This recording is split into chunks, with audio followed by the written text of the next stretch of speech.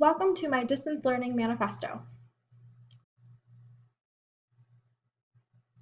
Throughout EDU 708, there are some themes that I saw and something that I really wanted to look deeply into as an online instructor is how instructors can provide more meaningful learning experiences for learners in distance education. The themes that I was seeing was to provide opportunities for purposeful communication and allowing students to build relationships between themselves and with the instructors.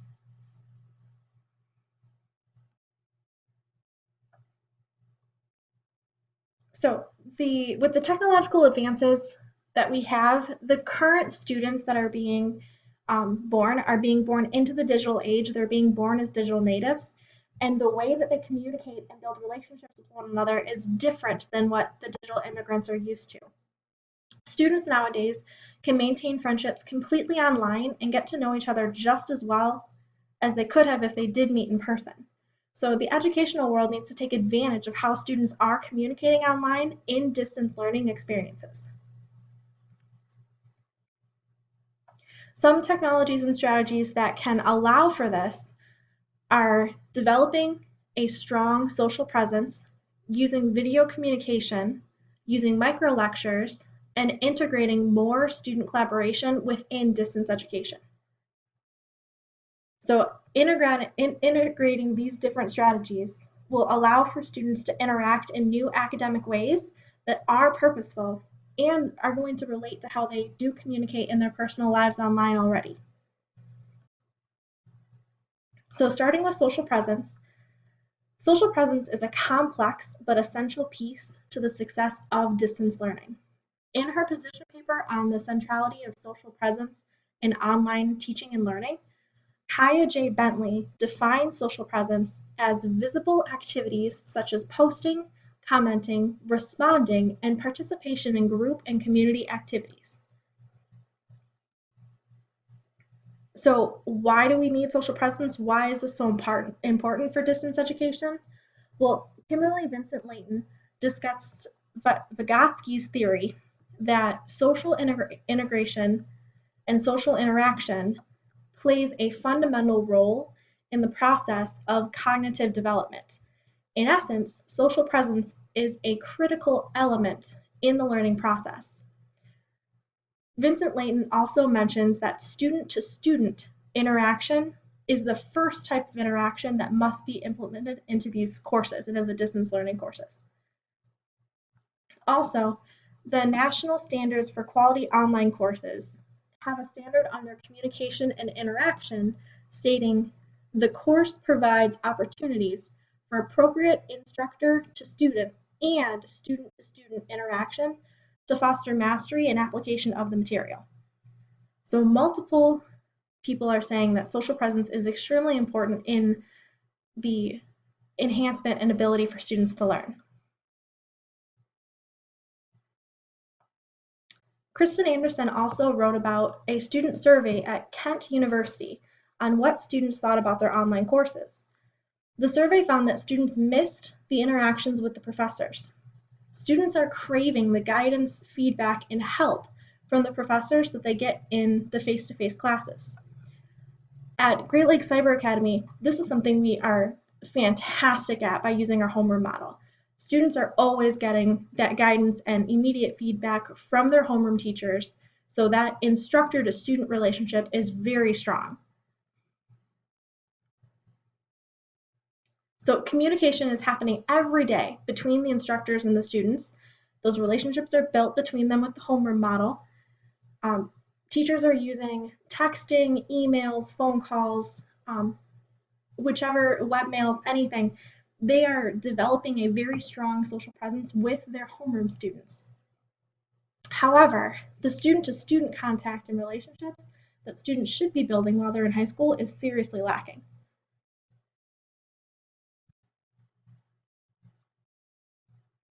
So something that is also important about social presence is that it can help encourage empathy and foster passion with students. So Mark Prensky wrote 2 essays about how technology cannot convey empathy and passion to students.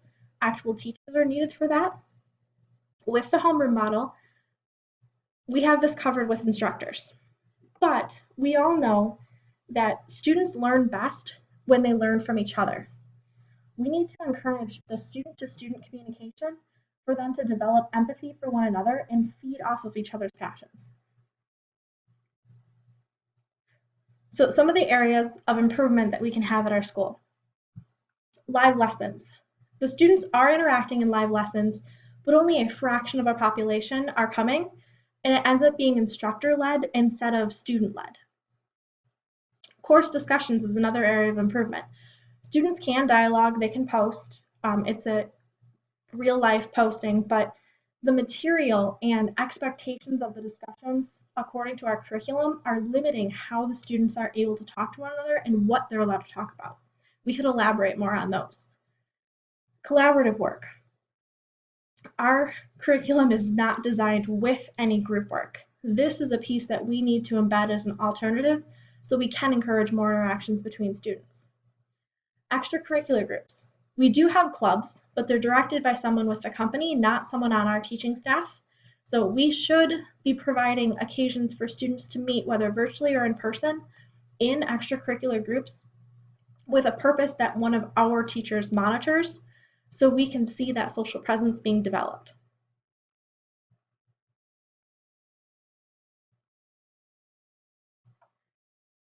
Video communication. This is a technology that we need to utilize more with small groups of students. So they can put faces to names of teachers as well as students. Having the ability to actually see other students in real time will give students better opportunities to build relationships with one another. EDUCAUSE's 7 things you should know about video communication suggests that the technology can also be used for live demonstrations by students.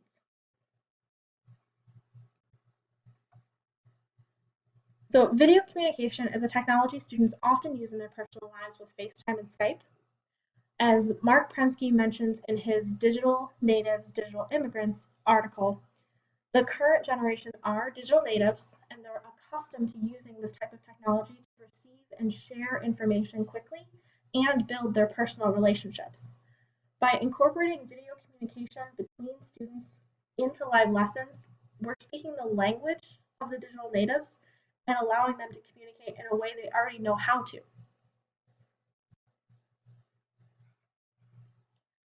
Video communication also helps prepare students for their technological future. Video conferencing is used in many professional settings, so exposing the students to using video communication in an academic and professional way will help prepare them for their future. Dr. Willard Daggett discusses how many graduates, college graduates, still lack skills needed to function in society because schools were not designed to teach the level of technology skills society does demand. Implementing video communication between students is one of those skills, and within our online setting, we can help students hone that skill. So how can we go about this? We already have the technology available at our school. Each student is given a laptop with a webcam as part of our program when they enroll. We also already have live lessons through Adobe Connect to stream the webcams with the students. What we need to do is be more intentional and purposeful with requiring the video communication in our courses and in the live lessons. The Quality Matters rubric standards has a standard under learner interaction and engagement stating the requirements for student interaction are clearly articulated. By doing this, it will involve some adjustments to our current requirements, but it is for the benefit of the student to start to integrate the video communication more.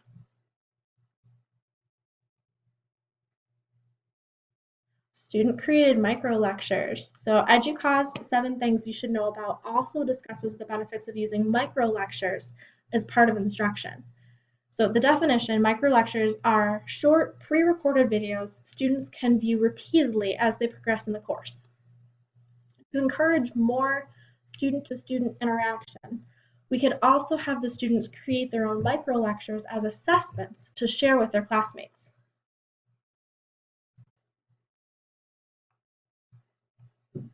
So some of the reasons why we should have students creating their own micro lectures, we're meeting them on their own playing field.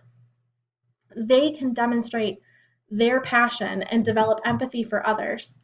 And it is the highest level of Bloom's taxonomy, creation. That's the highest level of thinking.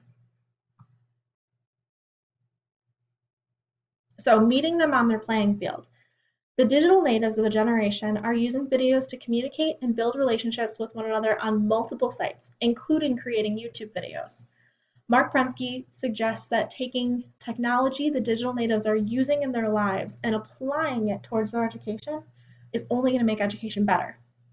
Kelly Booth also states that students are always searching for videos to help them.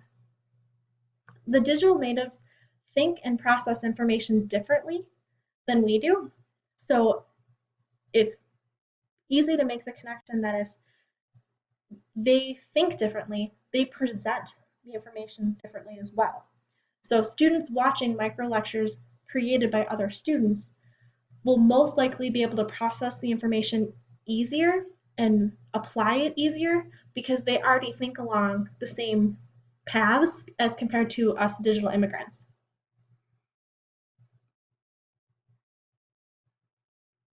So demonstrating passion and developing empathy. So Prensky, as we said before, technology cannot show passion or empathy by itself, but both are key to building relationships. So allowing students to create their own micro lectures allows them to not only connect to the material better with that creation level, they can demonstrate their passion. So they can do a micro lecture on something they are very passionate and happy about. And then when other students watch the micro lectures, they can start to develop that empathy for the creators based on the passion that they saw. So that creation level, it's the highest level of thinking. Sometimes in our distance learning experiences, we might shy away at the high school level from having students reach this creation level. But Marzano suggests that specific goals provide a clear direction for behavior and a clear indication of desired performance, and as such, they can serve as motivators. So we may shy away with this because we don't want to confuse the students or give them something that's too frustrating to them. But as long as we're clear with the goal of the activity, students creating the micro lectures will develop a stronger understanding of the material.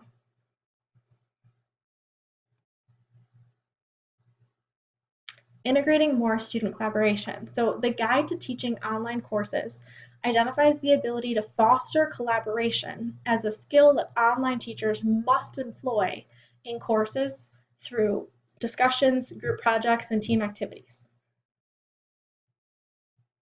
So why is this important? Patty Shank discusses the benefits of collaborative activities and points out that learning is social and active. So students working collaboratively often leads to a greater understanding of content and helps students organize and apply new information better.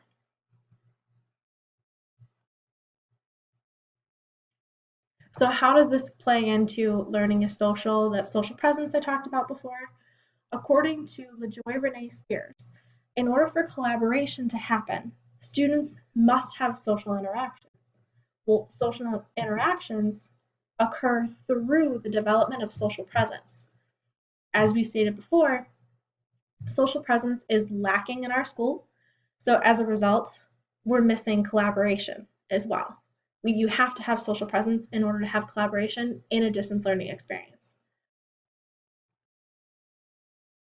So how can we improve it? One, we don't have any group projects. They're not designed in our curriculum. And it is within the curriculum that we are given, it is very difficult to incorporate group projects in specific content classes because of the self-paced, and students can work on as quickly or slowly as they want.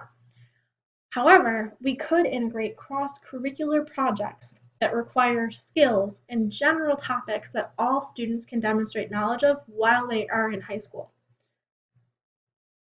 And then for live lessons are typically instructor-led. They reach a small generation. What we can change is apply more of a flipped model classroom with our live lessons, where the students come prepared and work together on activities where the instructor can just facilitate instead of lead. So distance education is a wonderful opportunity for students to learn, but to make sure the learning experiences are meaningful, instructors need to provide opportunities for purposeful communication and help build relationships between students. The strategies we can implement to promote the skills of the current digital natives are developing a social presence, using video communication, using micro lectures, and integrating more student collaboration. The current students are communicating in new ways, and these strategies will take advantage of their skills as digital natives to enhance the distance education experience. Thank you so much for listening. Here's a list of my references. Please let me know if you have any questions.